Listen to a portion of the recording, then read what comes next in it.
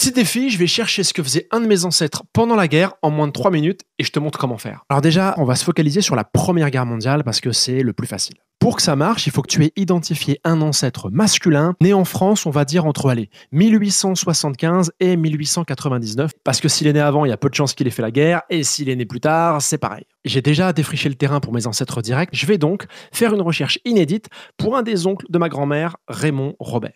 Il remplit toutes les conditions, j'ai son nom de famille, ses prénoms, son année de naissance 1892 et surtout son département de naissance, c'est parti.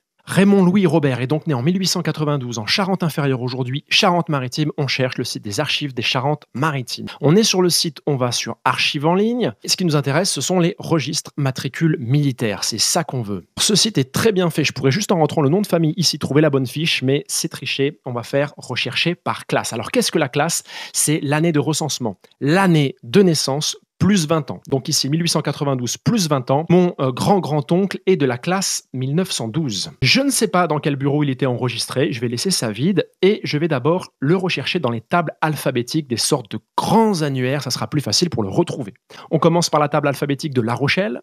Ah, il faut que je pousse ça. Et on va aller chercher Robert. Je suis allé trop loin. Ah, décidément, ça m'embête. Regardez, Robert Raymond Louis. Il est dans le 2e registre de La Rochelle de l'année, du coup, 1912, fiche 728. On va aller le chercher. Reviens ici, toi. Je retourne là, toujours classe 1912. Maintenant, je suis dans registre matricule. Il est donc à La Rochelle. Je suis donc sur le registre 2. Viens ici, hop. Alors, la fiche 728, elle doit être plutôt vers la fin. 826, je suis beaucoup trop loin. 705, allez, on n'est pas loin. Et voilà, Robert Raymond Louis, fiche 728, 2 minutes 40. Les fiches matricules militaires sont très très riches de renseignements sur nos ancêtres. Donc on a ici toutes les informations d'état civil sur mon arrière-grand-oncle. On a des informations sur sa couleur de cheveux, sur sa taille, sur la forme de son nez. On a ici aussi, normalement plus bas, c'est pas le cas ici, mais souvent les adresses successives.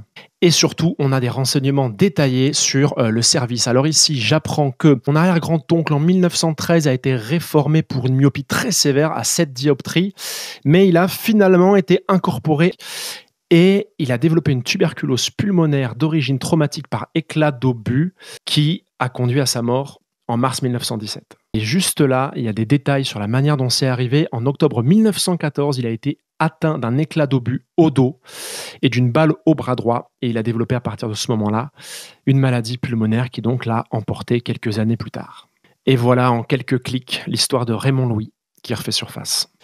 Bon, j'en sais plus sur la manière dont est mort mon arrière-grand-oncle en 1917, suite à une blessure qu'il a contractée en 1914. Vous avez vu la dernière vidéo qui explique comment j'ai découvert cette information. Alors, j'ai approfondi l'enquête. Je suis d'abord allé sur le site Mémoire des Hommes pour voir s'il avait été bien reconnu mort pour la France, puisque là-bas, en 2 clics, on peut trouver ce genre de fiche. Donc oui, il y a une fiche mort pour la France à son nom. Et ensuite, toujours sur le même site, je suis allé fouiller dans les journaux de marche et opérations du 49e régiment d'artillerie, puisque j'ai découvert, grâce à sa fiche matricule, que c'est dans ce régiment qu'il a fait la guerre. Alors, la blessure, il la contracte donc fin octobre 1914 dans le cadre de ce qu'on appelle la première bataille d'Ypres. Donc, pour faire simple, en août 1914, les Allemands progressent et puis les Français et les Britanniques reculent. On les arrête, c'est à la fin de la bataille de la Marne.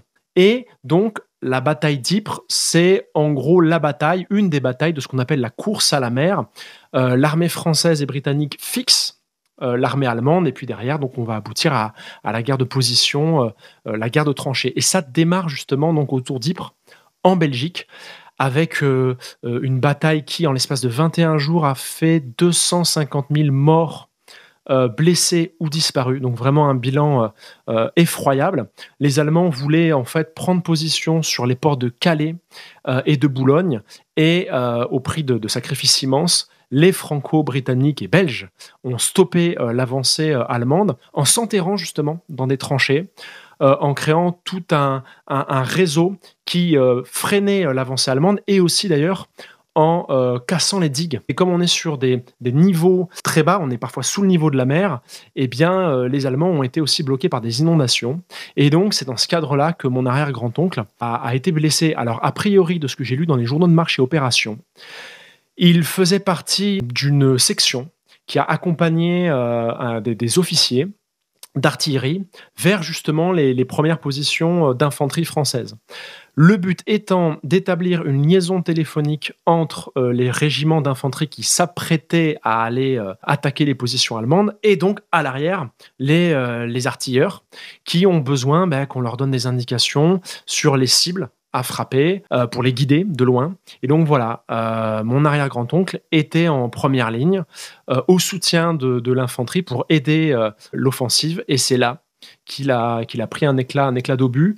Il se trouvait à ce moment-là autour de Zonnebeke, petit village qui a été détruit à ce moment-là intégralement, avec des niveaux de violence très importants.